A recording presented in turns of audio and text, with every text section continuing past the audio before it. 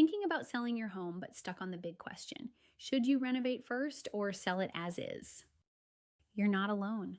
This is one of the most common questions I hear. And the answer depends on your goals, timeline, and what your house needs. Let's break it down. Selling as is means listing your home exactly how it stands. No updates, no repairs, just listed and done. It can be a great option if you're short on time or the home needs major work. You won't have to invest money up front, and you'll likely attract investors or buyers looking for a project. Just keep in mind that these buyers typically offer less since they know they'll be taking on the work. If your home is in good shape but feels a little dated, some simple cosmetic updates like fresh paint, new flooring, or updated lighting can help it stand out and appeal to more buyers. These types of updates often help your home show better online and may attract higher offers. But here's the catch: not all updates are created equal.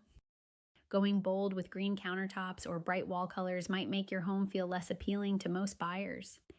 Stick with neutral, timeless choices that have broad appeal. It's easy to get excited about trends, but we want buyers to walk in and imagine their own style, not be distracted by someone else's. This is where I can offer insight. I walk through these decisions with my clients all the time, sharing what I'm seeing in the local market and helping sellers decide what's worth doing and what's not. While I can't guarantee what any renovation will bring at closing, I can help you think it through based on your goals and budget. So, renovate or sell as is. It depends on your house and your situation. If you're on the fence, let's walk through it together. I'm happy to take a look and give you honest feedback so you can make the call that feels right.